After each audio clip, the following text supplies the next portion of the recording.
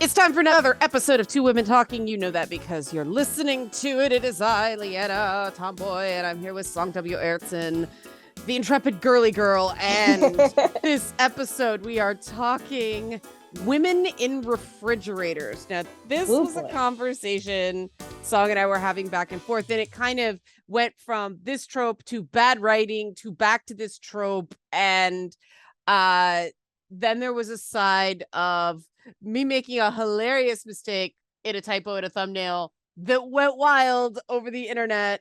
Stone Cold Jane Austen is now a thing thanks to my mistake and Lar D'Souza of Looking for Group Fame. He did fan art of Stone Cold Jane Austen because I misspelled Austin in the part 1 thumbnail of the last episode of Two Women Talking. So, Song, I think that's a pretty good way to get fan art. Honestly, I think Jane Austen would love it. I think so. It's a form of gender bending and role reversal, right? That's what's so funny about it. And it was a fun challenge to write wrestling taglines in Austinian language. Oh, her use of the comma needs to come back.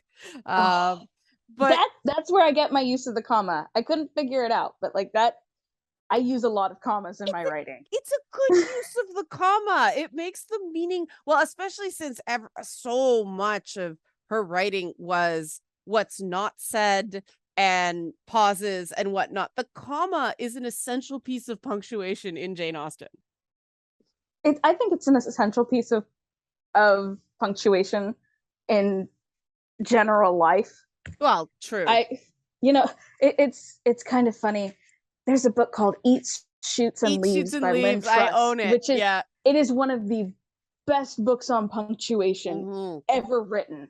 Yeah. And I wish everyone who typed anything on the internet had to read that book. Yeah, I really dislike the phasing out of the Oxford comma because I stan the Oxford comma and I hate it when I get corrected on it because it's not actually a correction. It's just Americanizing English. Oh, I love the Oxford comma. Yeah. People are like, what are they on about? What is the Oxford comma? Don't worry about it, guys. This just indicates our attention to detail. And that's going to be our starting point with this, because this is one of these terms, much like the Mary Sue, that suffers from definition creep. And so we're starting with the Wikipedia definition of it, just because it's standardized, not because we think it's right. So what we're going to do, I'm going to read the Wikipedia definition, and then I'm going to throw it over to Song to see if she agrees with it. Anything we want to amend before proceeding, because I really think it's essential that these terms get defined so we can talk about what they are, because these are these idiomatic colloquialisms, yes, big words, for stuff pop culture makes up that doesn't have a firm edge. And I really think, and Song, I think you agree, but I don't want to speak for you, that that's part of the reason these fights get so nasty, is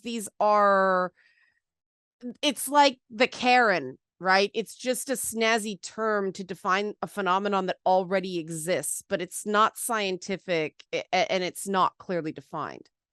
Yeah. Yeah. Which is proven by the fact that I see any person who complains about legitimately bad service is called a Karen. Yeah. Even when it's a legitimate issue. Yeah. Unfortunately, and I'm sure we'll get into this, a lot of these terms that are, I think, designed to be cool, so many of them end up silencing somebody. And I think the Mary Sue thing does. I think the whole Karen does. And I definitely think women in refrigerators has that risk. But let's get into the definition. So women in refrigerators is a superhero comic book trope whereby female characters are affected by injury, raped, killed, or depowered in an event colloquially known as fridging, sometimes to stimulate protective traits and often as a plot device intended to move a male character's story arc forward, and seeks to analyze why these plot devices are used disproportionately on female characters. Now, that is the Wikipedia definition. Song, what do you want to amend or call bullshit on here?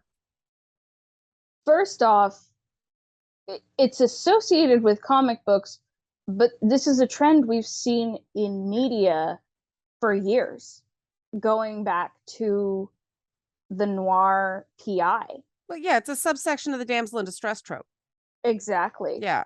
And so it's not just in comics, we see it in the old pulps, we see it in soap operas too. Yeah. And we're gonna get to that. Yeah. So pinning it into comic books is a bit disingenuous because it tries to separate comic books from the other storytelling mediums that comic books are influenced by. Okay, so we're going to pull out the specifically, are we pulling out just comic books, or are we pulling out superhero comic books? Let's focus on superhero. Okay. Just because that's what I'm more familiar with. Okay, so we're going to stay superhero comic books.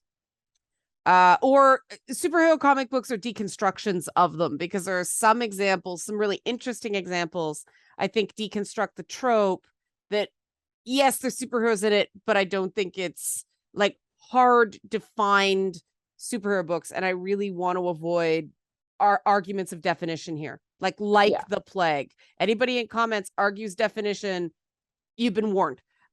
So we and I already know that I'm going to bring up at least one Conan story. Yeah. I'm sure I'm going to pull a bunch too from 30s, 40s fantasy fiction, because I mean, that's where Superman and all that came from. Do we want to say that fridging can only happen to a woman? No. Okay, so fridging can happen to anybody. I'm sorry, what is Uncle Ben?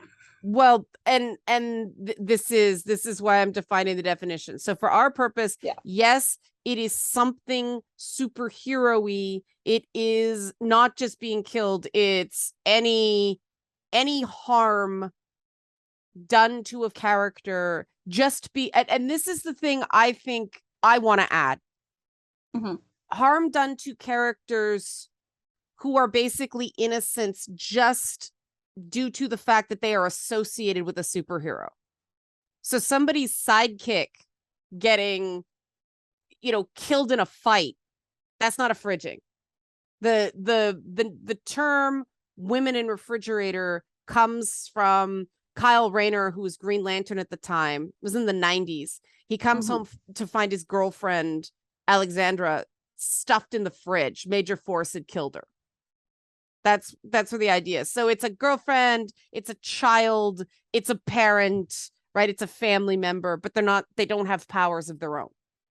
Yeah. Yeah. That I think I can work with that. Yeah.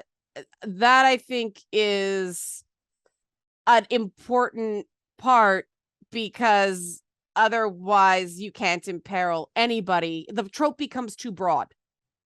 Yeah. If you don't deal with it that way. Okay, so no powers of their own, and fridging can be male or female.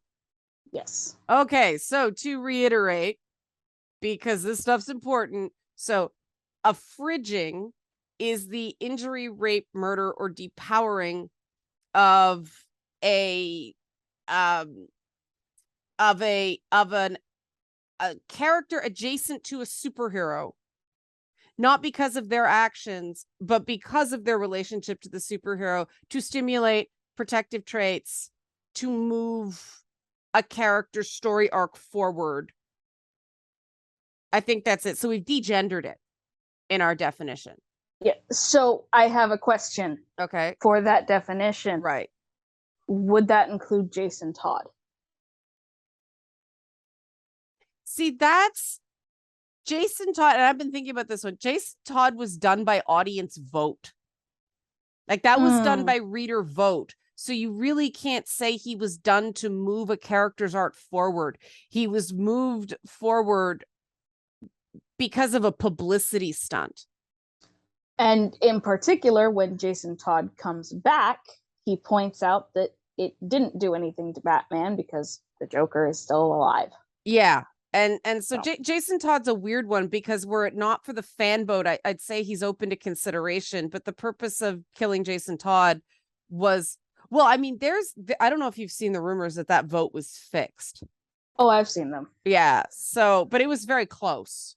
Apparently it was one law student with a computer. Yeah, and so that was not intended to give Batman something to do. That was intended as a giant publicity stunt. Which is a terrible way to do writing. Well, okay. The death of characters, I think we're gonna get into. But okay, so I think we can agree that the killing of Alexandra DeWitt in the Green Lantern book, that was just, are you familiar with that? I am not. That, yeah, it was so just shameless. And so, I mean, Kyle Rayner got hosed by some really not great writing. Kyle Rayner was a really interesting Green Lantern because I think he's still a Green Lantern somewhere, but he was an artist. And so, unlike, Hal Jordan, who's a fighter pilot, they did these really cool, almost Spectre style effects with his relationship to the Green Lantern ring. He had a real flourish to it. Mm-hmm. Whereas John Stewart, Green Lantern, he's military. So his relationship with the Green Lantern powers is different. I think that's cool writing with Green Lantern, but they had a really hard time giving Kyle interesting things to do because he was also supposed to be the sensitive Green Lantern as a foil to Hal Jordan, who was the man without fear, which is a really shitty thing to saddle a character with. If you don't have fear, you're a lot less interesting. Hal Jordan fans are mad at me already. Let's move on. I was reminded that Daredevil is called the Man Without Fear too. Yeah, they love that one. And I stop making your characters not have fear. Fear is interesting. You're taking a tool out of the toolbox. But the thing that's interesting about Kyle Rayner is everyone who was close to him. He had this art assistant named Terry, who, it was a big deal at the time because Terry was openly gay. Mm-hmm. And they beat Terry. It was brutal. They beat him bloody as well. And so to me, Terry is very much another Fridge. That run of Green Lantern was marked by them, but it was also the mid-90s, and there was a lot of kill, torture, or maim characters around the superhero because Watchmen sold a shit ton of comics and everything had to be Watchmen post 1984. Which I think was one of the worst things to ever happen to comics. And Alan Moore agrees with you. His right. I know people like to make fun of Alan Moore, but I do think Alan Moore has some very interesting regrets regarding that he thought he did something with Watchmen, and so people would do other things with other things. This shows Alan Moore is very, very naive because that's not how markets work. Yeah. Right. And of course, and see, we have this thing, a related trope, but not the same thing. And I don't even know what I call it the Balder trope, right? Balder is the first Norse god to be killed, triggering Ragnarok. Mm-hmm. And so in something like Watchmen, where the comedian gets killed, that's not a fridging. That's a momentous event that creates a domino effect. It's a big thing. It changes the world. It's the inciting incident. Right. And I don't know. I'm unpacking this. The thing about fridging in particular is that they tend to be very weak inciting incidents. Like you said, the Joker's still around, so on and so forth. And I guess you could argue that the death of a girlfriend is... Let me take it the other way. I didn't get the sense in 1999, when the whole Women in Refrigerators website started up, that the complaint was that it ever happened at all. I thought what they were going for was the disproportionate use of the plot device on female characters. Is that the same as your understanding, that it was about how often it was used, not that there was anything wrong with it innately? That's what I get as well. Yeah. I do wish we had a similar list of male characters. Yeah, we batted that around, but when we decided to do this, yeah. Yeah, because I think it's, I hesitate to say disingenuous because I don't want to be rude, but at the same time I think it is a little disingenuous to not have a companion list of male characters that stuff has happened to, because it, you can't see the flip side of it. Well, I mean, the most comic example of that is I think that episode of Brave and the Bold with Steve Trevor and Wonder Woman. Steve Trevor and Batman get captured, and Steve Trevor's the happiest damn damsel in distress on the planet. You I know, mean that's always been the thing with that. Well, okay, not always, but you know, I watched the 70s Wonder Woman, and yeah, he never complains about it. yeah, He's just fine, and his son is the same way. yeah. It was interesting how he was sort of, hi, beautiful. Like it was this sort of stoke to his ego that this really beautiful woman was looking out for him. Yeah, he had no problem with it. It didn't. No one questioned his masculinity from it, which is saying something in the 70s. Well, and this is something we drilled down on in that a female lead does not need a permission structure to cry, Yeah. right? She doesn't need a permission structure to grieve.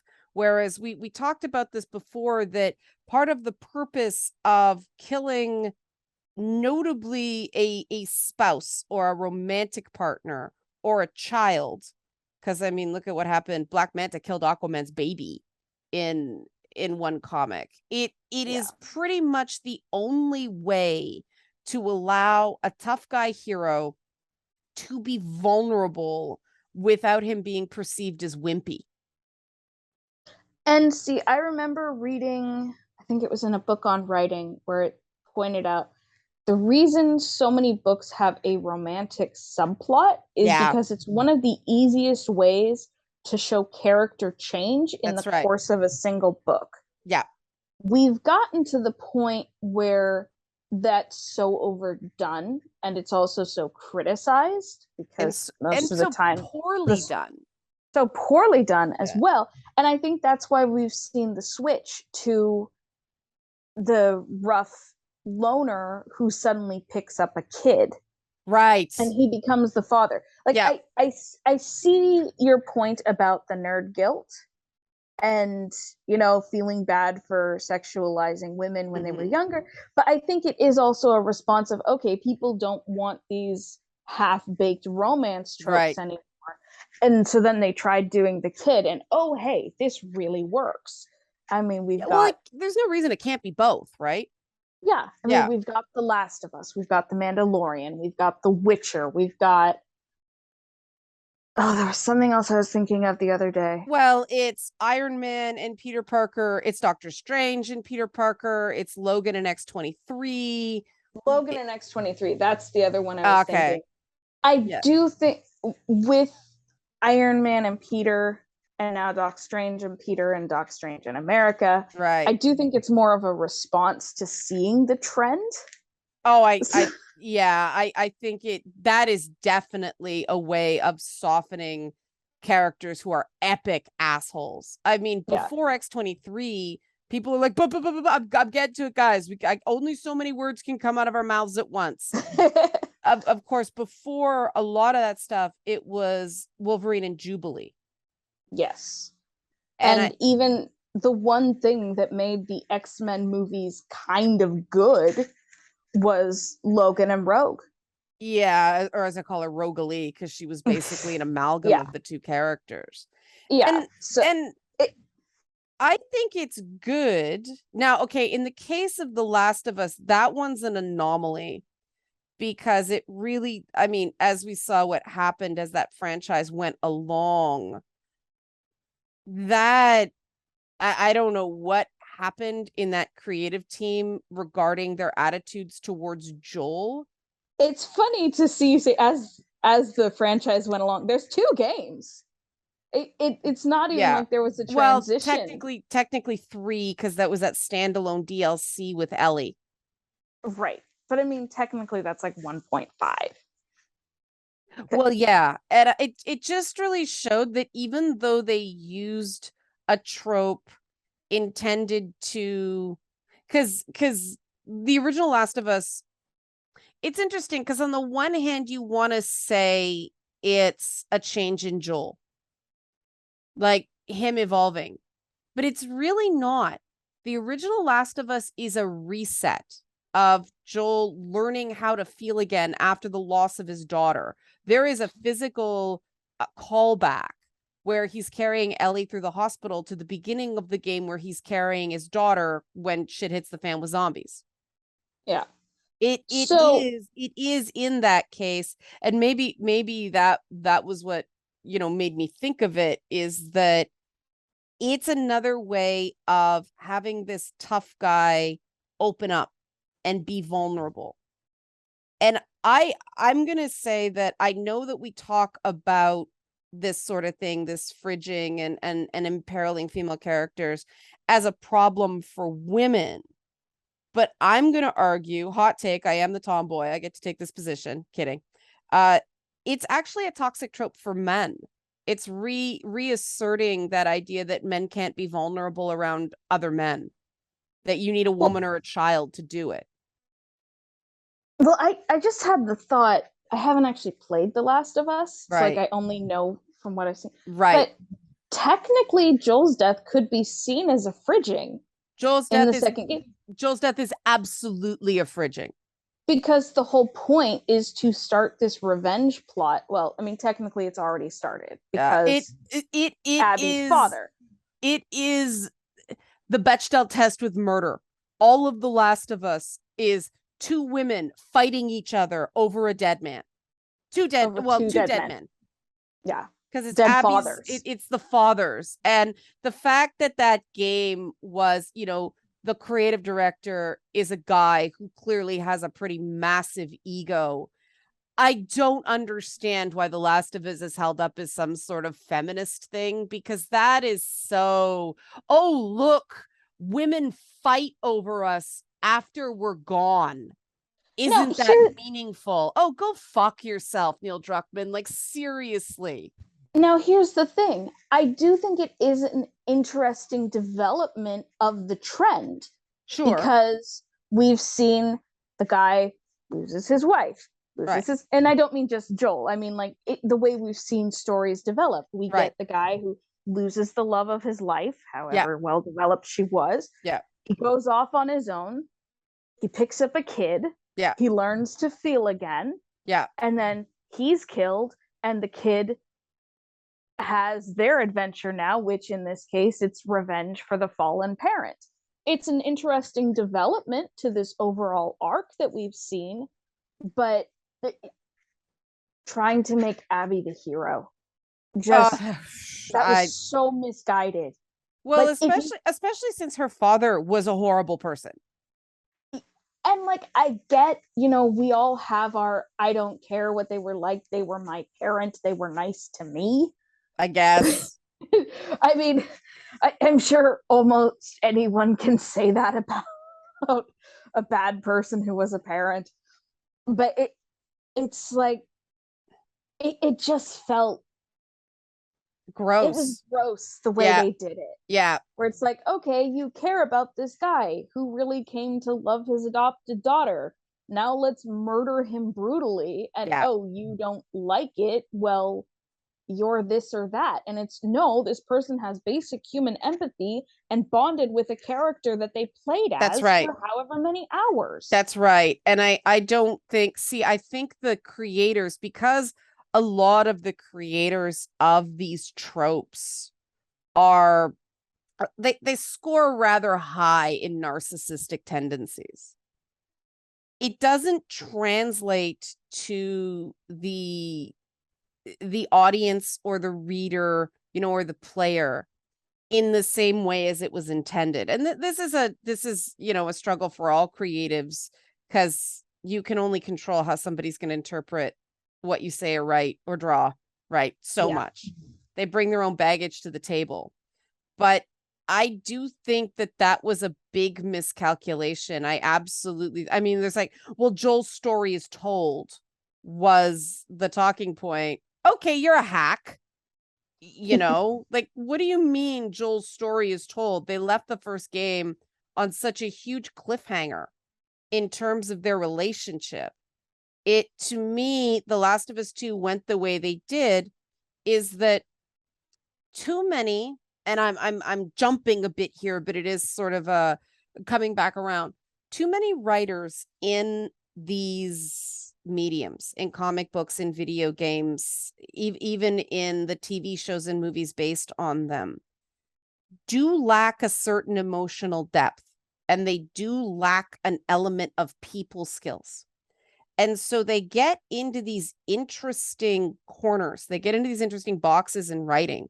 And instead of figuring out an interesting way out of the interpersonal problem, instead of actually having a hero fix mistakes caused by them being an asshole, they kill somebody, have the guy feel very, very bad about it, and they think that's a solution. And it's not. It's the opposite of a solution. It's narcissistic personality. Yeah. And you see that in a lot of now Wolverine is not the case. Wolverine, the thing I find so interesting about Wolverine is, he's the best at what he does, but what he does isn't pretty or ain't pretty. But he is a character defined by pathos. He's a character defined by loss.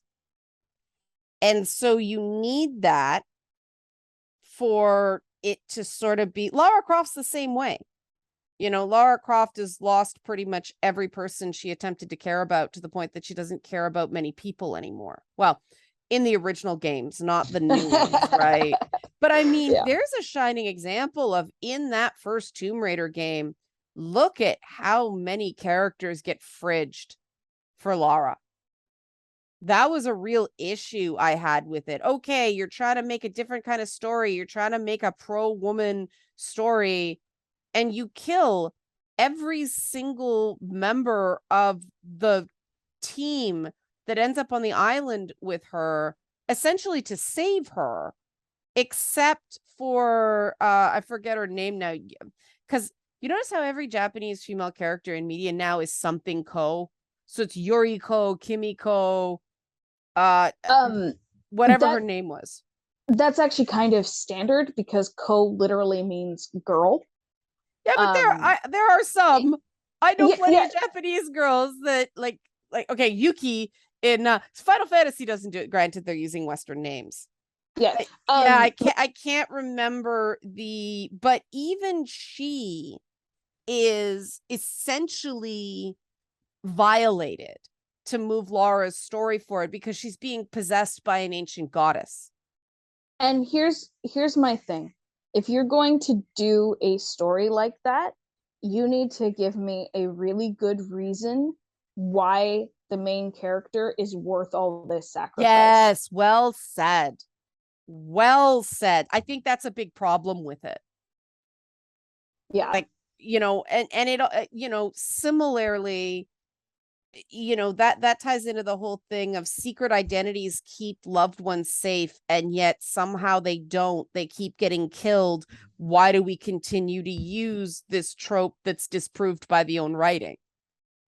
Yeah, it's overdone. It's overdone, and it's badly done. Well, it's funny. There was a Green Lantern the animated series, which wasn't that great, but it was about the same time Young Justice came out. Mm-hmm. And there was a point where is it Kilowog? Yes. Sorry, I've always been more Marvel than DC, specifically because Kilowog's one of my favorite Green Lantern characters. Somehow that does not surprise me. Because he's a weird, ugly, tough guy monster. Yeah. Exactly. But Kilowog and I think his name is Razor. Yeah. Or another Green Lantern, actually. They're giving Oh my god, I just forgot his name. Hal, Kyle, Hal. Sinestro. It was Hal. Okay. They're giving Hal a hard time.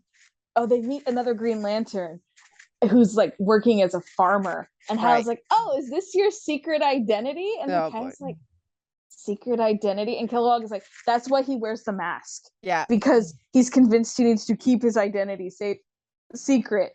When it's like in the galaxy, it's basically, it's kind of like the Marine Reserves. Yeah, exactly. Yeah. There's two for every sector. Yeah.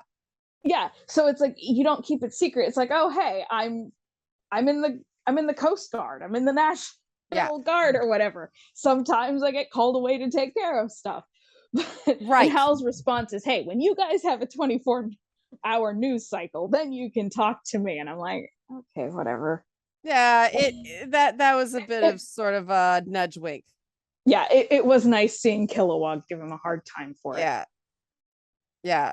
But I mean, part of why I always preferred Marvel over DC is because every time I picked up DC, we got stuff like a body stuffed in a fridge. We got stuff like a guy who could shapeshift, but only after he ate a part of the person he wanted to turn into. Well, I mean, that was going back, and I mean, Marvel had that run too, right? I mean, that Marvel Zombies run, visually interesting, but it was bleak. It was really, really bleak. There was a period of time, I mean, the spec market was just a dark time for comics in general. And because it was all those variant covers, like the symbiotes were pretty brutal in Marvel Comics. That I think was their gross out, going too far era. But it definitely, Marvel has the advantage of a really good stable of movies and television show adaptations now. Yeah. So I think we forget sometimes how ridiculous the books have gotten. Because when when they finally put it together, the finished product in the movies is often, even the most not great Marvel films are not the Whedon cut of Justice League. I can't, there's very few Marvel movies I can say I absolutely hated. And I actively disliked Batman versus Superman. Because again, here's the thing. When the MCU was fledgling and all that, and DC started announcing that they were gonna do their thing. Yeah. I said, you guys have always been better at TV shows. Oh yeah. You had 60s Batman, 70s Wonder Woman, 50s Superman, 90s Superman. Yeah. And I was like, you don't try to compete with Marvel. Yeah, run with the movies. Do the TV shows. And then they did it. Yep. They had Arrow. They had Flash. Yep. Now, are those CW quality shows? Yes. Could they have been better? Oh, yes. The first season of The Flash was perfectly fine. It was. It was so good. Things went downhill. But if they'd stuck with that, instead, they released Batman versus Superman the same year that we got Civil War. Yeah. Civil War was earned. Yes. Batman versus Superman was not earned. Yeah. You needed to have at least a Batman movie, a Superman movie, and a Wonder Woman movie before you could do that. Well, also that were actually good. That first, I think Henry Cavill makes a really good Superman. And Henry Cavill. Is that how you pronounce his name? Cavill? I don't know. Okay. Henry Cavill being given that Man of Steel script is almost as bad as Jason Momoa being given that Conan the Barbarian script. Yeah, that movie was not great. Because sometimes I remember that we briefly had Jason Momoa as Conan, and it breaks my heart every time when I remember how badly they squandered it. Apparently he was pretty roided up on that film too. I believe it. But Yeah. it's like, why didn't you just give us Queen of the Black Coast? Yeah. And Yeah. there's another example of what could be considered a fridging is Belit from Queen of the Black Coast. Now, obviously, she couldn't keep going because the whole point of Conan's story is he keeps moving, and we've already seen him as king, and Belit wasn't there, so Howard was limited by what he'd already written. Right. But well, and let's think about the time period those stories were written in too. Yeah. Let's think about the time period that the Silver Age of comics was written in, and the Golden Age of comics, Superman and stuff like that.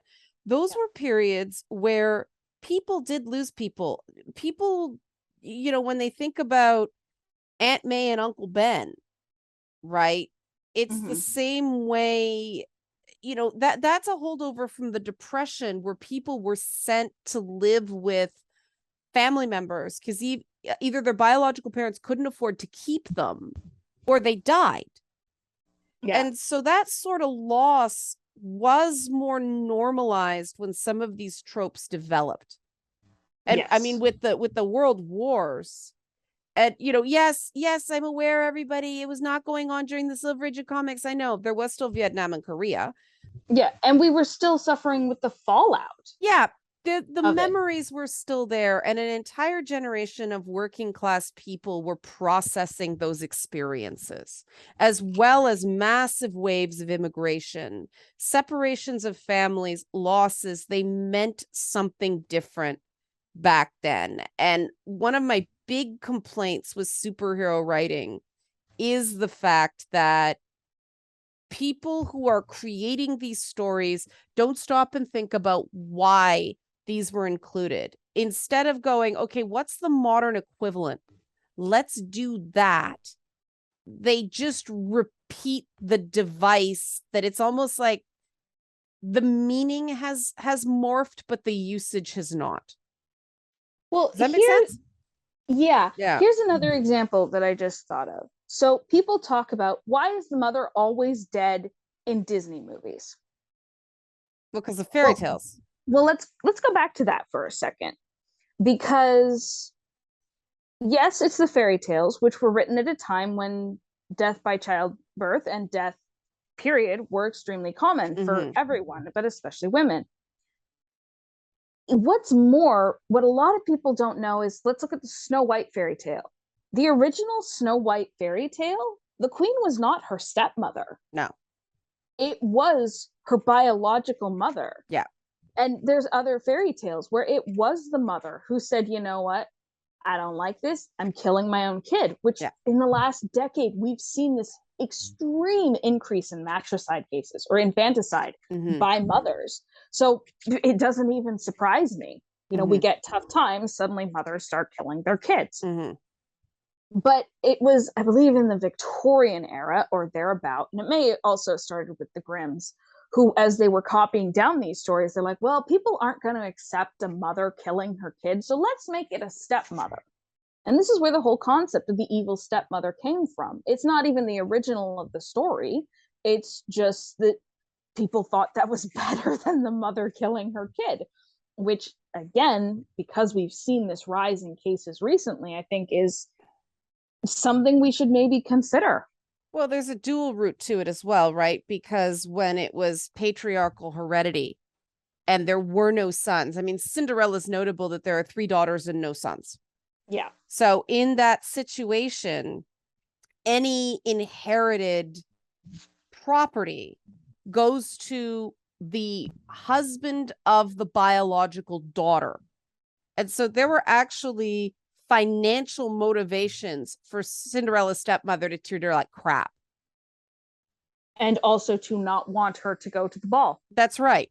So that's one thing people are like, and even I've said this at points where I'm like, you could have had 3 horses in the race and you knew Cinderella would have had a better chance, but because of the inheritance laws.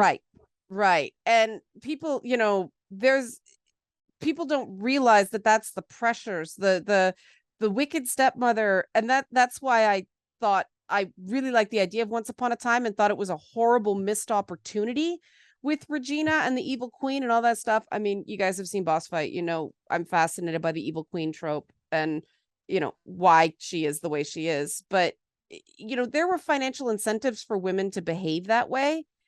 And that's a pretty subversive move on the part And of fairy tales, right?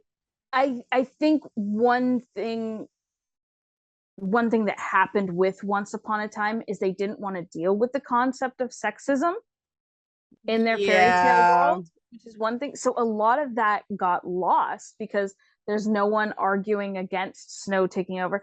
We don't see a single good king in that entire series. Like, How many even kings are there?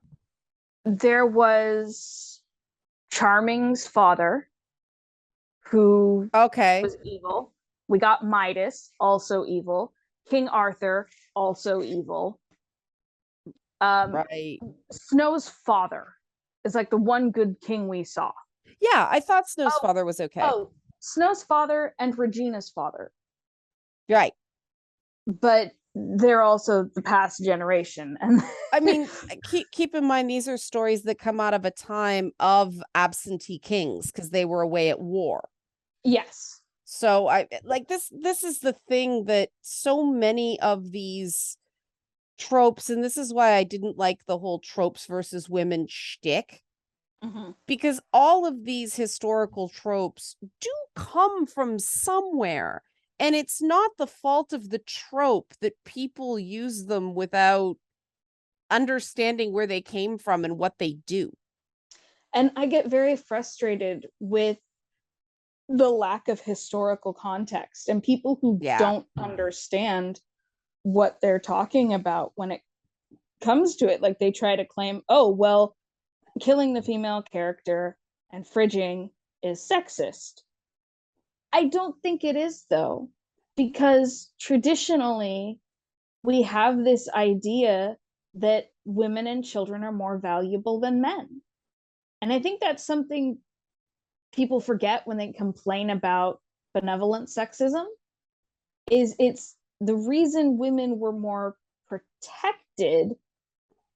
Yes, there was an element of, oh, they're the weaker sex, but there was also, they're the valuable ones because they raised the next generation. See, I would amend that a little bit. I think that because I mean, you do need warriors, right? Yes.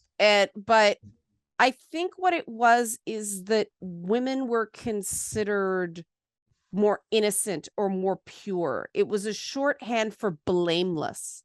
So you And didn't have to get into the, how do I put this? You didn't have to get into the moral gray area of whether they had it coming, ironically. yes. Yeah. Like the And reason the innocent princess gets kidnapped is there is no way in hell she was an active participant in the conflict.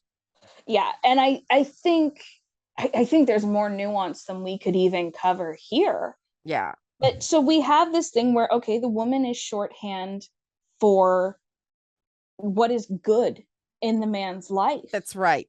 Because he goes, yeah, he goes out, he fights, he comes home, and then he gets to lay his head on her chest and be okay for a bit. And let's face it, that's some retro medievalism, right? That is wartime writers or Renaissance writers adapting that metaphor for what was going on at their time. Yeah. Yeah. And it's like we discussed, I think it was last time, with Peggy Carter doing essentially phone sex for Captain America. Yes. As their and that was what the whole point of the 40s pinup was. That's right. Was it's all these boys who don't have a girl. And I think that's something we've lost in the concept of war, is, like, personally, I don't think humanity is ever going to get rid of war. We're never going to get rid of crime. It's not going to happen. We can reduce it, but we're never going to completely get rid of it.